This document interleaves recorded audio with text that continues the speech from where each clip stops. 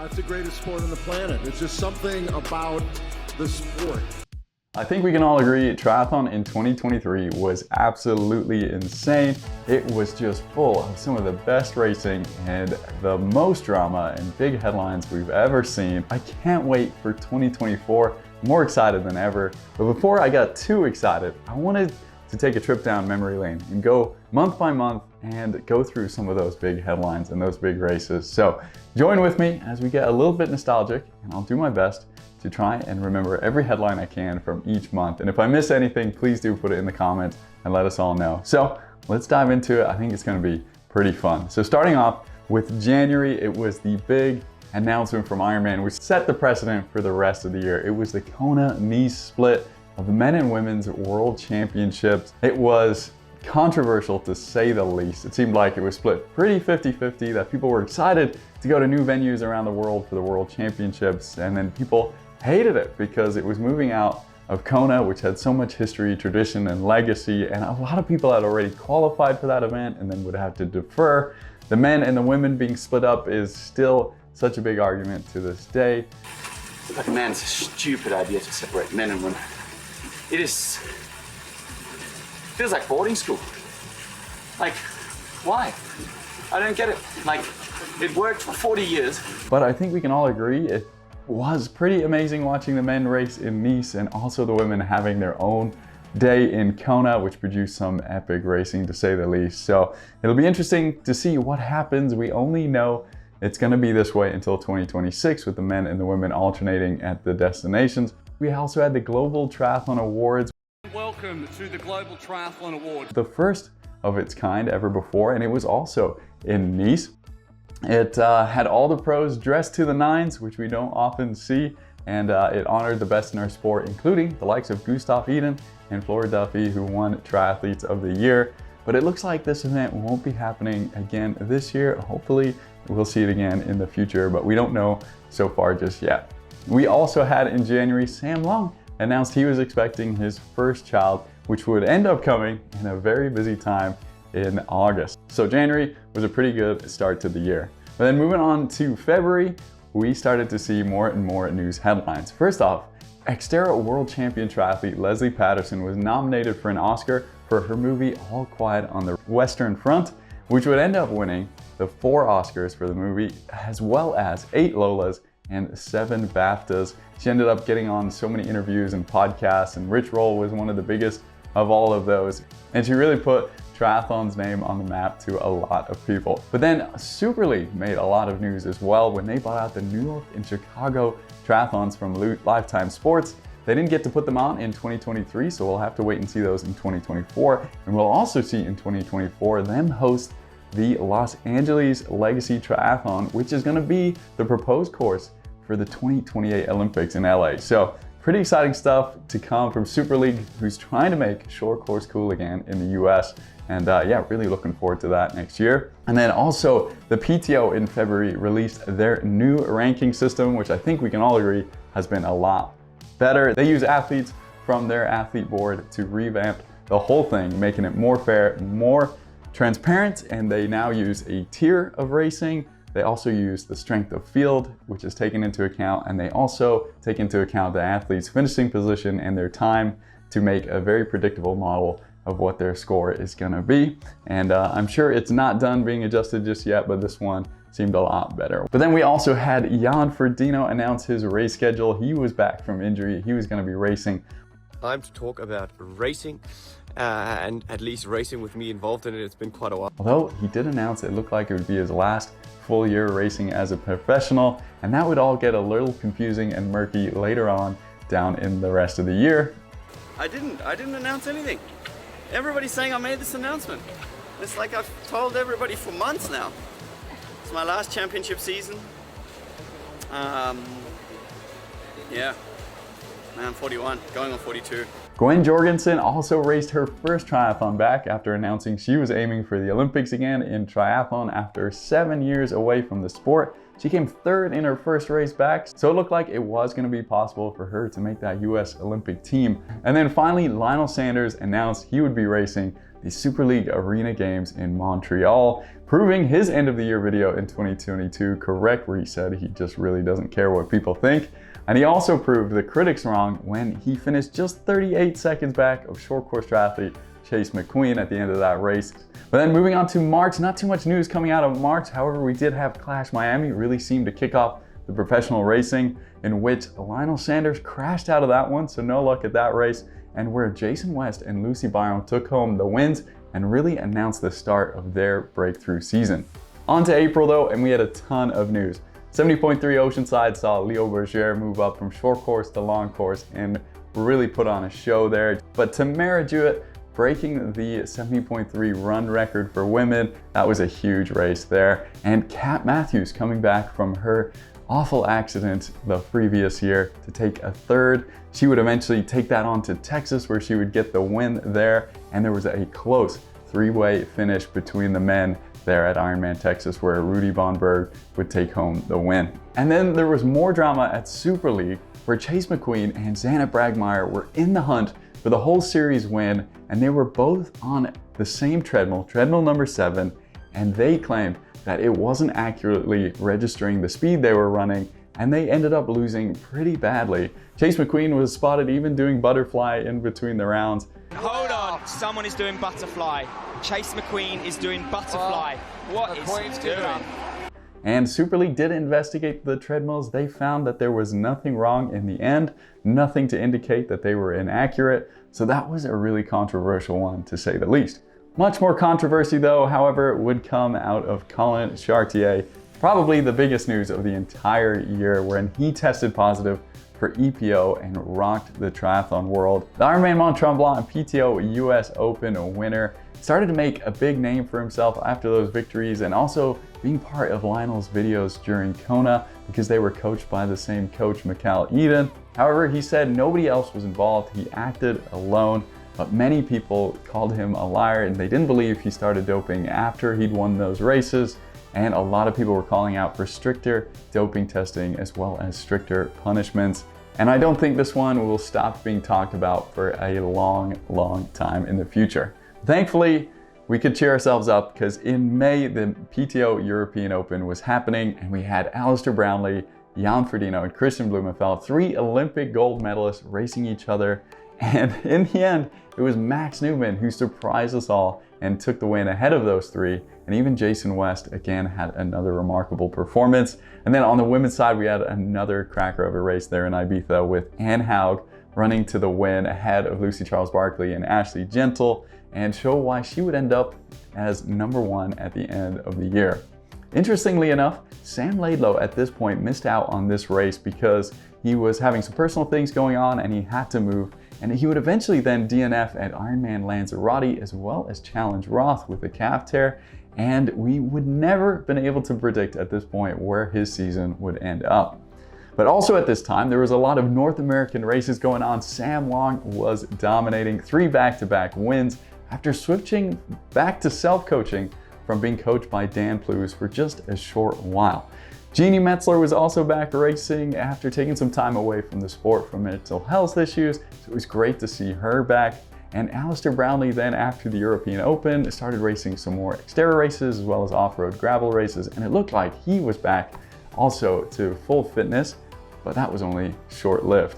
But then moving on to a sad and tragic piece of news in June, Ironman Hamburg, where an age group athlete collided with a motorcycle during the race and the motorcycle driver was killed. That was a huge piece of controversy and tragic news, and safety in triathlon was really talked about heavily at this time. However, there would be more incidents throughout the year. Of course, there always is in the sport. But right after that, it actually ended up being unrelated. Andrew Messick, CEO of Ironman, announced he would be retiring and stepping down as CEO, as Ironman would find a suitable replacement, which doesn't seem to have happened just of yet. It was a massive announcement considering how long he'd been part of Ironman and how much he'd helped it grow. And then after that, it was the crazy news that Taylor Knibb announced she would be joining pro cycling team Trek Segafredo and would be competing at the TT National Championships, where she would end up finishing in 4th place.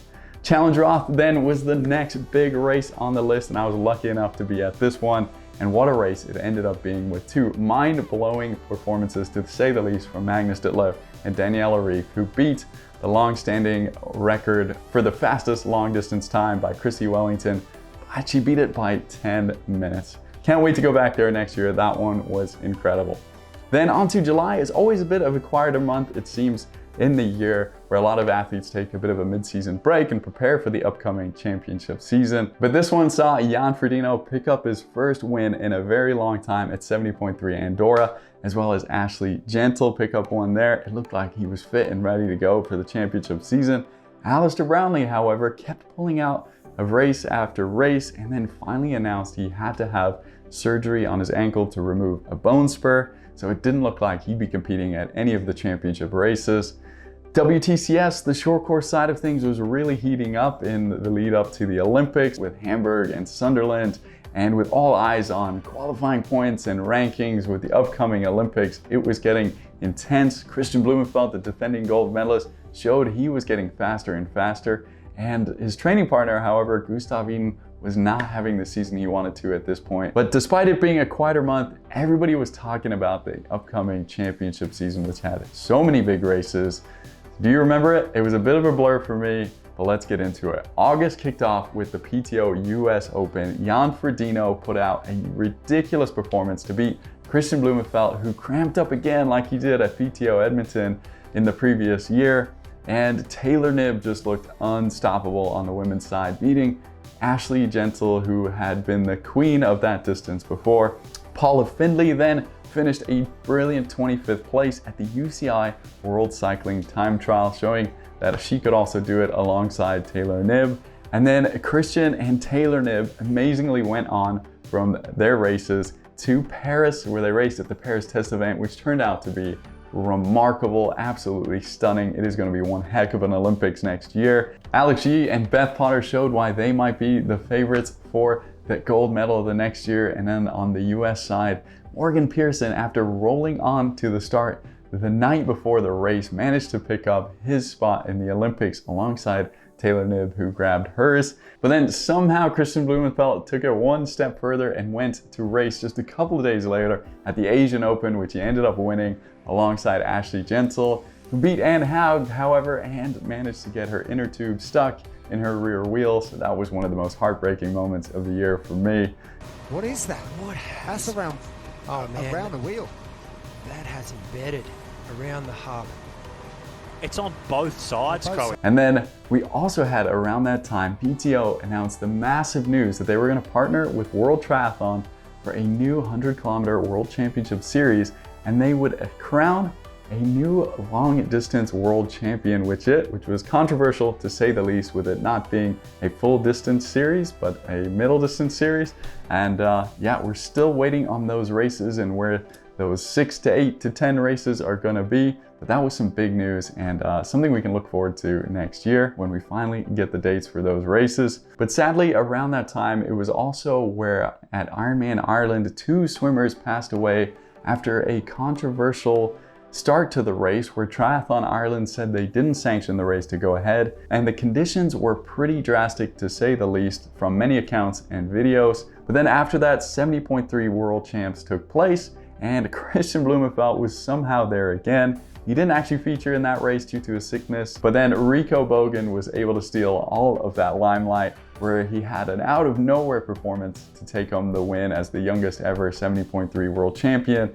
And Taylor Knibb was unstoppable again on the women's side, but it was Kat Matthews and Imogen Simmons with a fantastic 2nd and 3rd place there. But probably the biggest headline from this race was the imaginary centerline crossing of Lionel Sanders, where he ended up being disqualified for going across the middle line that wasn't there in the race. He was having a brilliant race and could have had a fantastic result. However, he got this disqualification, to which he talked about on his YouTube channel and on his Instagram very calmly, considering what he'd just been through. It outraged so many people, and I think it was probably in the top 3 or top 5 biggest moments of the whole year.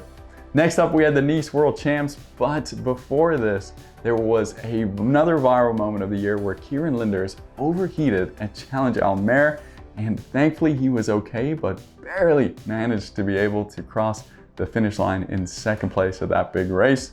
But then the Nice World Champs, where Sam Lalo showed just how good he is on the bike in his home country and really blew everyone away with a ridiculous performance to win ahead of Patrick Lange. After that one was the Pontevedra Short Course Grand Final, which happened to be probably my favorite race of the year, where Dorian Connex put off the win of his lifetime to outsprint his countrymen and miraculously became the World Series winner because of the positionings of Alex Yee and Hayden Wilde in the race. And then Beth Potter had an emotional win on the women's side to become the world champion. And yeah, it was just some brilliant racing this year in the short course side of things. And next year, as I keep saying, is gonna be amazing. But then in October, all focus was on the women. For the first time ever, it was the women's only World Championships in Hawaii, which I was lucky enough to be at as well. It was an epic race, but probably the performance of the year. So many people voted on this for Lucy Charles-Barclay, as she won from the gun to the tape, and yeah, really just showed how far she's come since she's had a few injuries herself, and she somehow pushed through this whole race with a serious calf injury, and yeah, took the course record as well in the process in what was a stacked field. So it was a extremely worthy win for Lucy Charles-Barclay. Then after that, things quieted down a little bit, but there was a triple header of challenge races which saw Alistair Brownlee return from his surgery and take part in them. And there was also another viral moment where Mathis Marjorier and Mika New had a sprint finish to remember, where Mika tripped right at the finish line and Mathis took the win. It was memorable to say the least. Then in November, things started to quiet down a little bit, but Sky Monch and Rudy Von Berg wouldn't let that stay quiet for too long as they tore up Ironman Florida and broke the course records there. Hayden Wilde then made the headlines even louder as he eased off after 10 kilometers into the run, but still ran a 1:08 flat. And then there was also a wrong turn for Katie Safiras at an important end of the year World Cup race, which meant that Gwen Jorgensen, her arrival to make it to the US Olympic team, ended up taking the win. That was controversial again, to say the least. Sebastian Kienle finally retired on his discontinued tour at Ironman Cozumel, which had the swim canceled. And then another athlete close to his retirement actually returned to Ironman racing and won down at 70.3 Mossel Bay, and that was Javier Gomez. Then finally in December, after a long year, as you can tell, my jaw is getting tired from talking about all these headlines. Fenella Langridge picked up her first Ironman win at Ironman Australia, and Lisa Norden set the fastest female bike time of all time, which is just ridiculous. And then Daniel Bakkegaard set one of the fastest ever Ironman times with a mind-blowing 7:34 to win there. 70.3 Bahrain again highlighted that short course athletes will be coming for the middle distance athletes after the Olympics in 2024. And then finally this month, Sky Monch went on a podcast with the Triathlon Hour and talked about how her old coach always wanted her to lose weight in order to perform, and how mentally tough that was on her, how unhappy it made her in the sport, and now how changing directions and coaches has made her feel so much better. And I think that was a really good and transparent and helpful way to end the year for a lot of people to hear her story.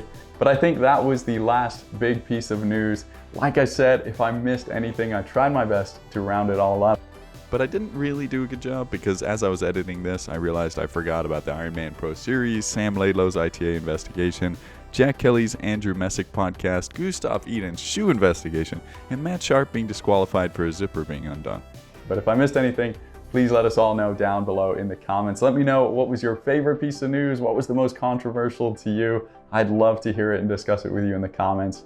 So excited for 2024, as I keep saying. I can't wait to cover all the news on this channel and more. As always, please reach out in any way. If you are looking for some motivation next year, I have made some calendars. If you would like them, they're still available. I can ship them in the US, so just let me know, get a hold of me. My email is in the channel description. And that's all, guys. Thank you so much. Happy holidays. Take care.